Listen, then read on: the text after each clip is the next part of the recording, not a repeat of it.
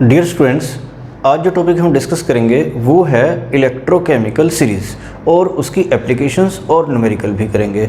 तो इस सीरीज़ को समझते हैं। सबसे पहले तो जैसा कि आपको इलेक्ट्रोड पोटेंशियल के बारे में पता है कि हम उसको SHE की हेल्प से फाइंड आउट कर लिया करते थे। तो काफ़ी एलिमेंट्स का, जैसे जिंक का आपको याद है ये 0.76 था, ऑक्सीडेशन पोटेंशियल माइनस में लें तो ये रिडक्शन पोटेंशियल हो जाता है। कॉपर का 0.34 आपने किया था। तो इस तरह से बहुत सारे एलिमेंट्स के इलेक्ट्रोड पोटेंशियल हम फाइंड आउट करके अगर उनको इंक्रीजिंग ऑर्डर में अरेंज कर लें तो ये ध्यान रखना है कि ये जो वैल्यूज़ हैं वो रिडक्शन पोटेंशियल की हैं, वोल्ट में यहाँ पर लिखी है इस सीरीज़ में। और जिस एलिमेंट के ऊपर रिडक्शन नहीं होती है, ऑक्सीडेशन पोटेंशियल होता है, तो आपको पता है कि उसका हम साइन चेंज कर लेते हैं और उसको माइनस में लिखते हैं। तो ये रिडक्शन पोटेंशियल है जिंक का और इसका ऑक्सीडेशन पोटेंशियल होता है 0.76 पॉजिटिव में और रिडक्शन पोटेंशियल हो गया नेगेटिव में। तो नेगेटिव वाले पहले आ गए, जीरो वाला जैसे हाइड्रोजन का जीरो होता है ये बीच में आ गया और पॉजिटिव वाले जो हैं वो नीचे आ गए एक प्रॉपर ऑर्डर में। तो ये एक इंक्रीजिंग ऑर्डर बन गया है। तो इस तरह से ये एक सीरीज़ बन गई है जिसको हम बोलते क्या है, इलेक्ट्रोकेमिकल सीरीज़। ये कोई डिक्रीजिंग ऑर्डर में लिख सकता है, लेकिन मैंने ये इंक्रीजिंग ऑर्डर में लिखे हैं अगर ऊपर से नीचे की तरफ देख रहे हैं। तो ये जो रिडक्शन पोटेंशियल की वैल्यूज़ का जो अरेंजमेंट होता है इंक्रीजिंग ऑर्डर में या डिक्रीजिंग ऑर्डर में भी, उसी को हम बोलते हैं इलेक्ट्रोकेमिकल सीरीज़। तो कैसे हम इसको डिफाइन करेंगे तो वो आप नोट कर सकते हैं। The arrangement of various elements in order of their increasing reduction potential values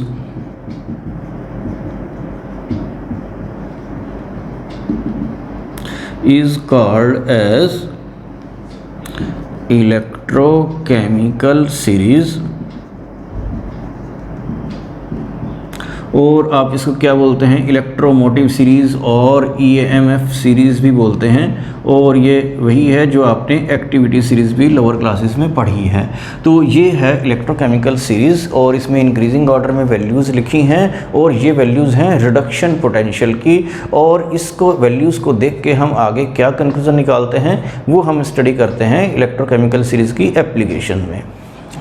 तो फर्स्ट एप्लीकेशन इसकी करते हैं to compare the relative oxidising and reducing power of various elements. तो यहाँ पर आप रिडक्शन पोटेंशियल्स की वैल्यू देख रहे हैं, तो उस वैल्यूज़ के बेस पर हम उनकी ऑक्सीडाइजिंग पावर या रिड्यूसिंग पावर का कंपैरिजन कर सकते हैं। रिड्यूसिंग पावर का मतलब है कि वो कितना अच्छा रिड्यूसिंग एजेंट है, वो दूसरे एलिमेंट्स की रिडक्शन कर सकता है। या ऑक्सीडाइजिंग पावर भी हम स्टडी करेंगे। तो देखिए यहाँ पर इस सीरीज़ को ध्यान से देखने से आपको पता चलेगा कि फ्लोरीन का रिडक्शन पोटेंशियल जो है सबसे ज़्यादा है। तो इसका मतलब ये हुआ कि फ्लोरीन की रिडक्शन सबसे जल्दी होती है। रिडक्शन का मतलब होता है गेन ऑफ इलेक्ट्रॉन, मींस कि इट इज़ रिड्यूस्ड इजीली। तो जिसकी रिडक्शन जल्दी होती है वो एक अच्छा क्या होता है, ऑक्सीडाइजिंग एजेंट, मतलब उसकी ऑक्सीडाइजिंग पावर जो है वो ज़्यादा होती है।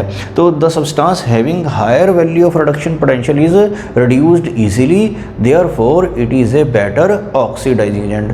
तो वो एक अच्छा क्या होगा, ऑक्सीडाइजिंग एजेंट होगा। तो ये लेकिन ये होगा क्यों, ये जो फ्लोरीन क्लोरीन वगैरह हैं जिनका रिडक्शन पोटेंशियल जो है काफ़ी ज़्यादा है, तो ये अच्छे, इनके क्या होती है, रिडक्शन जल्दी हो जाती है। तो इसका मतलब क्या बताया मैंने कि ये बहुत अच्छे क्या होते हैं, ऑक्सीडाइजिंग एजेंट होते हैं, मतलब इनकी ऑक्सीडाइजिंग पावर ज़्यादा होती है। तो जिसमें से मैं आपको एग्जांपल ले लेता हूँ क्लोरीन का।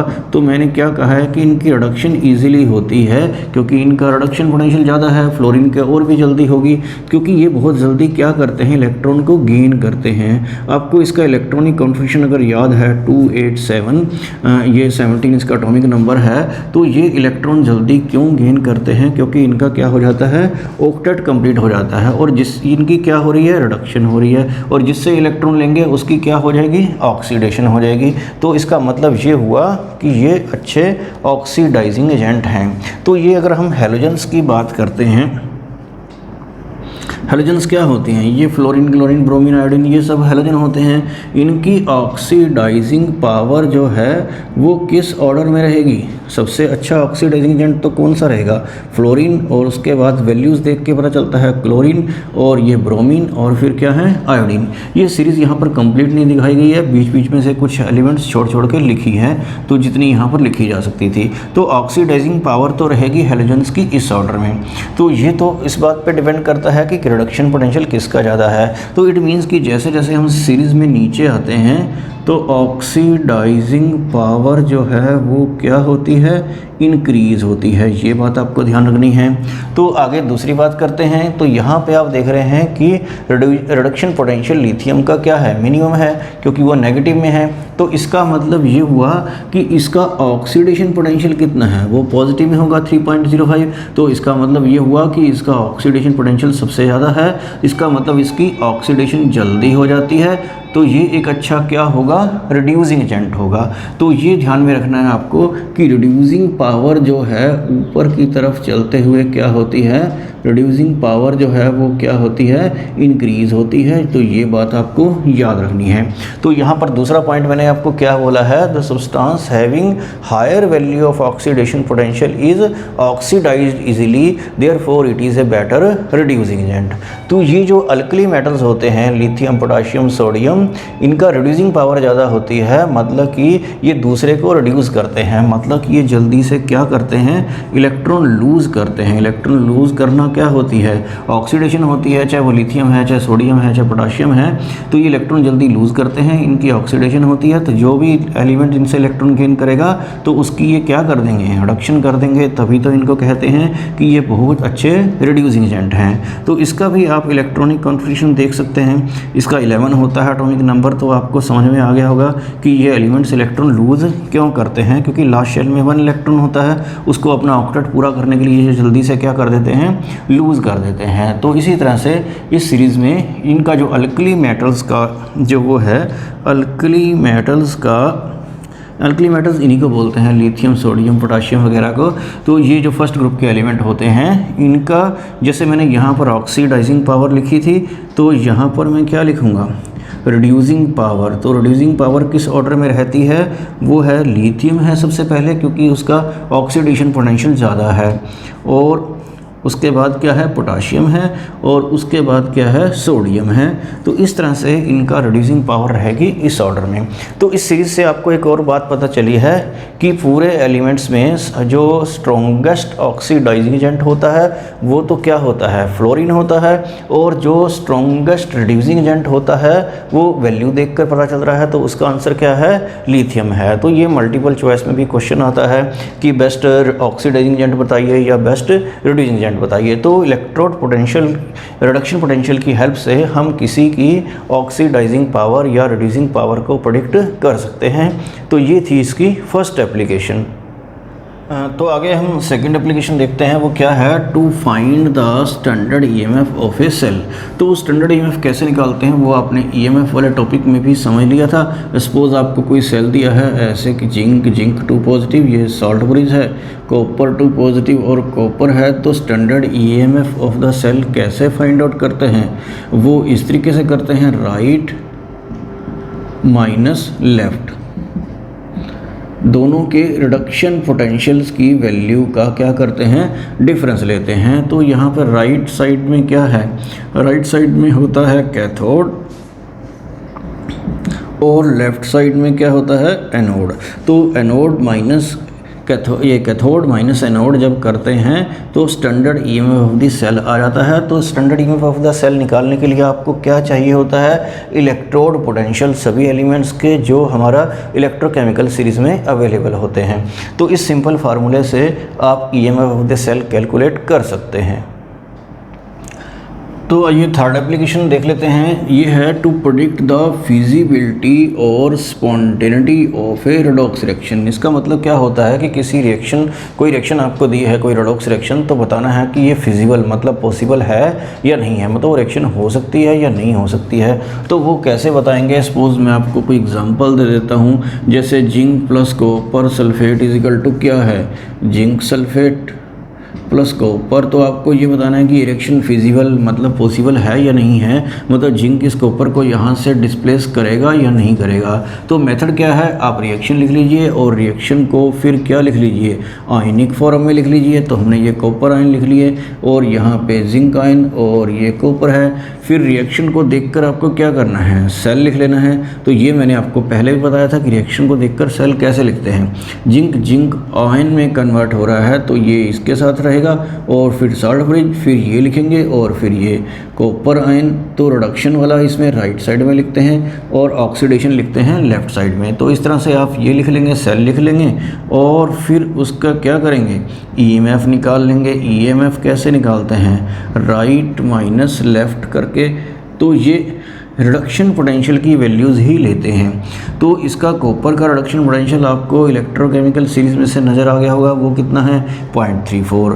और जिंक का क्या है कि अगर आपको ये वैल्यू दी है ऑक्सीडेशन पोटेंशियल की, तो आपको इसको रिडक्शन में ज़रूर चेंज करना है। ये आयन आगे कर लेना अगर ये पॉजिटिव है तो, और उसका साइन चेंज कर लेना। तो यहाँ पर इसका जो रिडक्शन पोटेंशियल है वो कितना होता है 0.76 माइनस में। तो जब ये आप करेंगे तो ये ऐड हो जाएगा और ऐड होकर कितना आएगा 1.10 पॉजिटिव में आएगा। तो बस मैं यही आपको बताना चाह रहा हूँ कि किसी रिएक्शन के बेस पर अगर आप सेल बनाकर उसका ईएमएफ निकालते हैं, अगर ईएमएफ पॉजिटिव आता है तो वो रिएक्शन फिजिबल होती है, अदरवाइज़ वो रिएक्शन फिजिबल नहीं होती अगर नेगेटिव आ जाए तो ये बात आपको क्लियर होगी कि आप ईएमएफ निकालेंगे, अगर वो पॉजिटिव आया तो रिएक्शन वो क्या कहेंगे आप कि यस इट इज़ फिजिबल या ये एक स्पॉन्टेनियस रिएक्शन है। तो आगे एक और एप्लीकेशन है इसकी फोर्थ, वो भी स्टडी कर लेते हैं। तो इसमें क्या लिखा है, to predict the reactivity of a metal with acid to liberate hydrogen gas. तो आपको पता है कि कुछ मेटल एसिड के साथ रिएक्ट करके हाइड्रोजन गैस देते हैं और कुछ मेटल हाइड्रोजन गैस लिबरेट नहीं करते हैं। तो वो आप कैलकुलेशन के बेस पर कैसे बता सकते हैं कि ये वाला मेटल इस एसिड के साथ रिएक्ट करके हाइड्रोजन गैस देगा या नहीं देगा। तो उसके लिए क्या करेंगे आप, ये कोई मेटल लेंगे और एसिड में क्या होता है H पॉजिटिव, ये ऐसे इस रिएक्शन की स्पॉन्टेनिटी चेक कर लेंगे। तो मेटल जो है वो मेटल आयन में कन्वर्ट हो जाएगा और हाइड्रोजन गैस निकलेगी। तो वो कैसे पता चलेगा, अगर ये में पॉजिटिव आ गया तो इसका मतलब ये रिएक्शन फिजिबल होगी। तो इसका मैं एक एग्जांपल आपको दे देता हूँ। तो जैसे ये एक मेटल है जिंक, तो ये एक मोस्ट कॉमन एग्जांपल है। और एसिड में ले लेता हूँ सल्फ्यूरिक एसिड। तो जिंक सल्फ्यूरिक एसिड के साथ रिएक्ट करके ये ZnSO4 प्लस H2 गैस देगा या नहीं देगा, ये आप कैसे कैलकुलेट करेंगे। तो ये बिल्कुल सिंपल है। तो इस रिएक्शन को भी आप आयनिक फॉर्म में लिख लीजिए। ये 2H पॉजिटिव सल्फेट छोड़ देते हैं और जिंक 2 पॉजिटिव और फिर क्या है H2 है। तो अब इसके बेस पर आप क्या करेंगे, सेल बना लेंगे पहले की तरह, और जिंक 2 पॉजिटिव और उसके बाद ये H पॉजिटिव, यहाँ 2 लिखने की कोई ज़रूरत नहीं है, और इस तरह से H2। तो ये ऑक्सीडेशन लेफ्ट हैंड साइड और रिडक्शन जो है वो राइट हैंड साइड।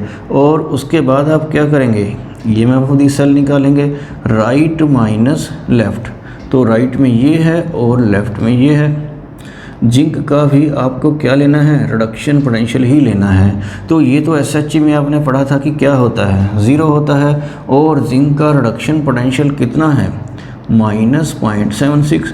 तो ये कितना आ गया, ये आंसर आपका आ गया पॉजिटिव में। तो पॉजिटिव आंसर आने का मतलब क्या हुआ कि जिंक जो है, ये वाला जो मेटल है जिंक, एसिड के साथ रिएक्ट करके हाइड्रोजन गैस लिबरेट करता है, कुछ एलिमेंट नहीं करते। अगर यही क्वेश्चन आप एग्जांपल दूसरा कॉपर के साथ ट्राई करेंगे, सल्फ्यूरिक एसिड लिखेंगे कॉपर सल्फेट प्लस हाइड्रोजन, तो यहाँ पर आपको क्या करना पड़ेगा, कॉपर का इलेक्ट्रोड पोटेंशियल नोट करना पड़ेगा। वो कितना होता है, पॉजिटिव में होता है 0.34। जब आपको उसको 0 में से माइनस करेंगे तो आपका आंसर उस केस में -0.34 आ जाएगा। कॉपर के केस में अगर आप करते हैं तो इसका मतलब है कि कॉपर तो सल्फ्यूरिक एसिड के साथ रिएक्ट करके हाइड्रोजन गैस लिबरेट नहीं करता है। तो आपको ये एप्लीकेशन भी समझ में आ गई होगी। तो आगे हम करने जा रहे हैं कुछ न्यूमेरिकल्स उन्हीं एप्लीकेशंस से रिलेटेड।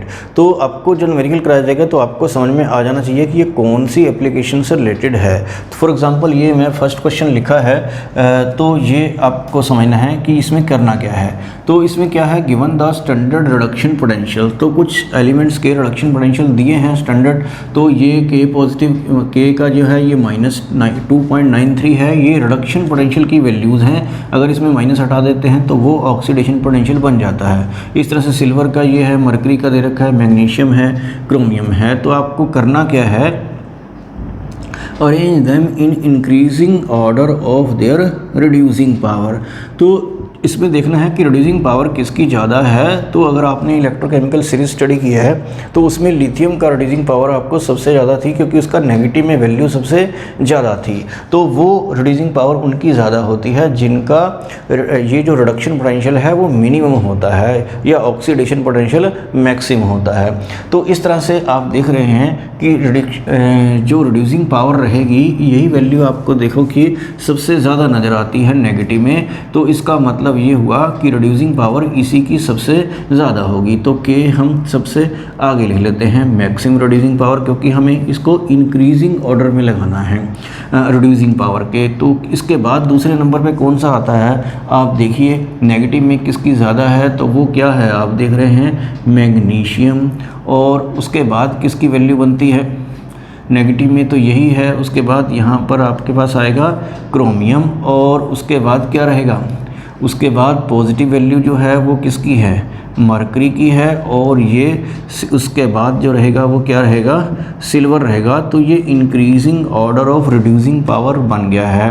तो यहाँ पर आप देख रहे हैं कि इसमें वैल्यू जो है वो सिल्वर की रिडक्शन पोटेंशियल की ज़्यादा है। तो रिडक्शन पोटेंशियल का मतलब है कि इसकी रिडक्शन जल्दी हो जाती है, तो इसका मतलब ये ऑक्सीडाइजिंग पावर रखता है, ऑक्सीडाइजिंग पावर इसकी सबसे ज़्यादा है। तो इसका मतलब इसकी रिड्यूसिंग पावर सबसे कम है। तो इस बेस पर आप ये ऑर्डर में इसको अरेंज कर सकते हैं। तो ये जो फर्स्ट एप्लीकेशन मैंने आपको बताई थी उस बेस पर ये ऑर्डर लगाया गया है। तो नेक्स्ट क्वेश्चन देखते हैं, calculate the standard EMF of the cell having the reaction zinc plus 2 Ag 1 positive zinc 2 positive plus silver. तो ये वैल्यूज़ आपको दे रखी हैं। तो ये इलेक्ट्रोड पोटेंशियल की वैल्यू को यूज़ करके आपको ईएमएफ निकालना है। तो ईएमएफ के लिए जो प्रोसीजर है वो क्या है कि आप रिएक्शन को देखकर सेल लिखेंगे और फिर राइट माइनस लेफ्ट करके ईएमएफ फाइंड आउट कर लेंगे। तो देखते हैं कैसे। तो इसके रिएक्शन के बेस पर आप सेल कैसे लिखेंगे, तो आपको पहले लिखना है जिंक और फिर क्या लिखना है, जिंक 2 पॉजिटिव और फिर सिल्वर। यहाँ पे 2 लिखने की ज़रूरत नहीं है, पर आपको ये याद रखना है कि सिल्वर 1 पॉजिटिव होता है और जिंक जो है या कॉपर जो है ये 2 पॉजिटिव होते हैं। और यहाँ पर आपको जो ध्यान रखना है वो ईएमएफ ऑफ द सेल जो है वो कैसे निकालेंगे, reduction potential of right hand side electrode minus reduction potential of left hand side, मतलब कि ये एनोड वाला होगा। तो इसका रिडक्शन पोटेंशियल तो आपको गिवन है वो कितना है, 0.80 है। तो यहाँ पर ये जिंक का क्या दे रखा है ये आप केयरफुली देखेंगे तो आपको पता चलेगा कि ये ऑक्सीडेशन पोटेंशियल है। जिंक जब जिंक आयन में कन्वर्ट होता है तो ऑक्सीडेशन होती है। तो इसका हमने क्या लिखना है, रिडक्शन पोटेंशियल लिखना है जैसा कि पहले बताया था। तो ये आयन आगे कर देना है और साइन चेंज कर देना है। तो जिंक का रिडक्शन पोटेंशियल होता है ये, तो आपको यहाँ पे यही लेना है, ये -0.76। तो ये हो जाएगा +8, ये 0.80 प्लस 0.76, ये पॉजिटिव हो जाएगा। और ये कितना आ जाएगा आंसर आपका 1.56 वोल्ट आ जाएगा। तो इस तरह से राइट माइनस लेफ्ट करके ये क्वेश्चन आप इजीली कर पाएंगे। बस याद ये रखना है कि हमें रिडक्शन पोटेंशियल की वैल्यूज़ को ही यूज़ करना है। तो एक और क्वेश्चन ट्राई करते हैं, the EMF of cells are. ये आपको सिल्वर कॉपर का एक सेल दे रखा है और इसका EMF दे रखा है -0.46। इस तरह से आपको एक और सेल दे रखा है जिंक और कॉपर वाला और इसका EMF दे रखा है 1.10 और आपको EMF इस सेल का फाइंड आउट करना है। तो ये पहले की तरह नहीं है, तो एक डिफरेंट क्वेश्चन है। तो मैं आपको इसका हिंट दे रहा हूँ, तो आपको समझना है कि आपको कैलकुलेट क्या करना है। आपको ये वाला EMF निकालना है जो सिल्वर राइट माइनस लेफ्ट। तो सिल्वर माइनस क्या होगा, जिंक। तो सिल्वर माइनस जिंक जो है आपको ये फाइंड आउट करना है। इन दो का आपको दे रखा है, तो अगर आप पहले सेल को देखें तो इसका मतलब ये हुआ कि आपको ई कॉपर माइनस क्या, सिल्वर। तो कॉपर माइनस सिल्वर जो इलेक्ट्रोड पोटेंशियल है वो तो आपको दे रखा है 0.46 इस वोल्ट में, इसको इक्वेशन 1 मान लीजिए। और सेकंड सेल को देखते हुए आपको क्या पता चल रहा है कि कॉपर माइनस जिंक, इसमें जिंक है तो यहाँ पर जिंक ले लेते हैं। ये वाला इलेक्ट्रोड, ये जो ईएमएफ है आपको दे रखा है कितना, 1.10 वोल्ट। तो इसको आप इक्वेशन जो है 2 मान लीजिए। तो आप यहाँ पर ये सोचिए कि फर्स्ट और सेकंड इक्वेशन का ये यहाँ पर इक्वल टू है। आप क्या करें, किस में से कौन सी इक्वेशन माइनस करें कि आपके पास ये चीज़ आ जाए, ये सिल्वर माइनस जिंक आ जाए। तो आपको सोचना ये है कि यहाँ पे इन इक्वेशंस को ध्यान से देखते हुए कि आप फर्स्ट माइनस सेकंड करें या सेकंड माइनस फर्स्ट करें। तो आप दिमाग लगाइए कि क्या करना चाहिए आपको। अगर आप फर्स्ट में से सेकंड माइनस करते हैं तो ये ऊपर तो कैंसिल हो जाएगा, लेकिन ये माइनस प्लस हो जाएगा। लेकिन जिंक यहाँ पर क्या है, माइनस में है। तो इसका मतलब आपको करना क्या पड़ेगा, आप सेकंड में से फर्स्ट इक्वेशन माइनस कर देना। तो सेकंड में से फर्स्ट इक्वेशन जब माइनस करेंगे तो आपके पास ये चीज़ आ जाएगी और ईएमएफ भी आपको माइनस कर देने हैं, मतलब कि वो भी 1 इसका ईएमएफ में से इसका माइनस कर देना है। तो ये आंसर आप देख लेना करके कितना आएगा। तो इस तरीके से ये क्वेश्चन थोड़ा सा हल्का सा डिफरेंट था, तो ये भी आपको ज़रूर ट्राई करना है।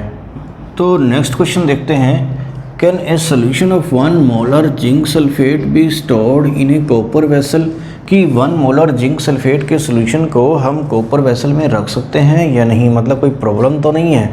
तो ये हमारा जो है थर्ड एप्लीकेशन जो हमने की थी उसके ऊपर बेस्ड क्वेश्चन है, तो वो एप्लीकेशन आपने ज़रूर पढ़ लेनी है। तो ये क्या कहता है कि कॉपर वेसल में जिंक सल्फेट को रखने से क्या प्रॉब्लम हो सकती है। तो हम यहाँ पर क्या देखना चाहते हैं कि कॉपर कहीं जिंक सल्फेट के साथ रिएक्शन तो नहीं करता है। अगर वो रिएक्शन कर जाता है तो फिर हम उसको उसके वेसल में स्टोर नहीं करेंगे। तो इसका सोल्व कैसे करेंगे, आप क्या लिखेंगे, हियर वी वांट टू सी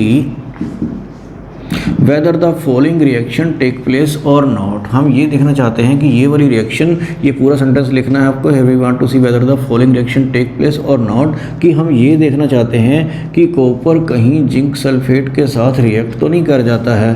तो ये रिएक्शन हम थ्योरेटिकली लिख लेते हैं। तो ये यहाँ पर क्या लिखेंगे, कॉपर सल्फेट प्लस जिंक। तो हमें देखना ये है कि ये रिएक्शन होगी या नहीं होगी। तो कैसे देखेंगे, इसको आयनिक फॉर्म में लिखेंगे पहले की तरह, और ये कॉपर आयन है और यहाँ पर क्या है, जिंक। फिर इस रिएक्शन के बेस पर हम क्या करेंगे, सेल बनाएंगे। तो वो आपको आता है ये, और ये लिखना है। और फिर क्या करना है, जिंक जो है जिंक, और उसके बाद आप पहले की तरह क्या करेंगे, ईएमएफ निकालेंगे। तो ईएमएफ कैसे निकालते हैं, राइट माइनस लेफ़्ट। तो लेफ़्ट में क्या है, कॉपर। इनके यहाँ पर क्वेश्चंस में इनकी वैल्यूज़ भी दी होती हैं। वैसे जिंक और कॉपर की तो रिडक्शन पोटेंशियल की वैल्यू आपको लर्न होनी ही चाहिए। तो इसका रिडक्शन पोटेंशियल तो कितना है, -0.76, और इसका कितना है, पॉजिटिव में होता है रिडक्शन पोटेंशियल, तो ये है।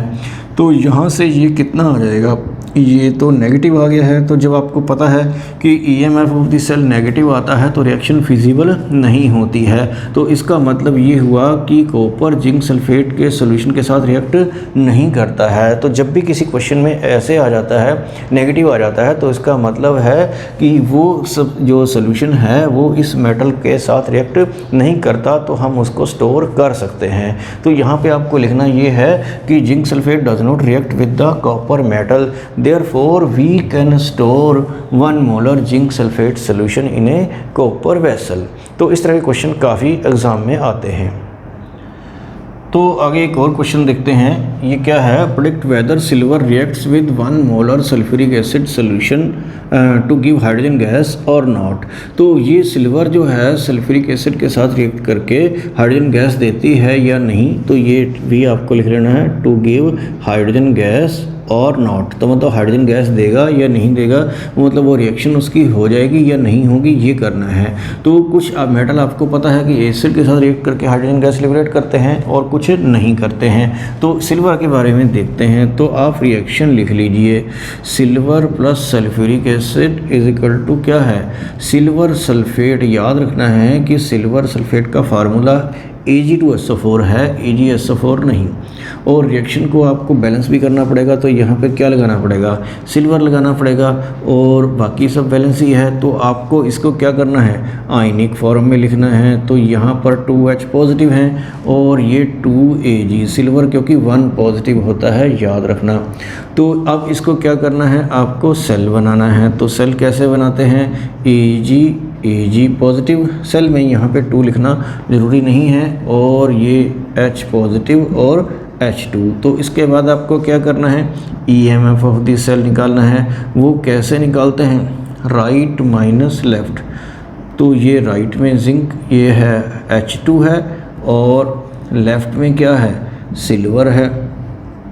तो इसका रिडक्शन पोटेंशियल तो आपको पता ही है, हाइड्रोजन का 0 होता है, और इसका आपको दे रखा है 0.80। तो ये क्या आएगा, ये नेगेटिव ही आएगा। तो अगर ये नेगेटिव आता है तो इसका मतलब ये हुआ कि रिएक्शन फिजिबल नहीं है, मतलब पॉसिबल नहीं है। तो सिल्वर एक ऐसा मेटल है जो एसिड के साथ रिएक्ट करके हाइड्रोजन गैस प्रोड्यूस नहीं करता है। तो इसी तरह से आपको जिंक और कॉपर का क्वेश्चन भी करना है। जिंक के केस में आपको पता है कि आंसर यहाँ पर उसका जो वैल्यू थी वो -0.76 थी, तो वो पॉजिटिव आ जाता था। तो इसका मतलब वो रिएक्शन करता है और हाइड्रोजन गैस प्रोड्यूस करता है, और कॉपर नहीं करता है। तो इसका मतलब जो भी इलेक्ट्रोकेमिकल सीरीज़ में हाइड्रोजन से नीचे हैं, जिनकी वैल्यू पॉजिटिव है, उनको जब 0 में से माइनस करेंगे तो वो नेगेटिव आएगा। तो इसका मतलब वो हाइड्रोजन गैस प्रोड्यूस नहीं करते हैं। तो इस तरह की numerical application of electrochemical series के ऊपर बेस्ड है। तो इस तरह के क्वेश्चंस को आपने अच्छे से प्रैक्टिस कर लेना है।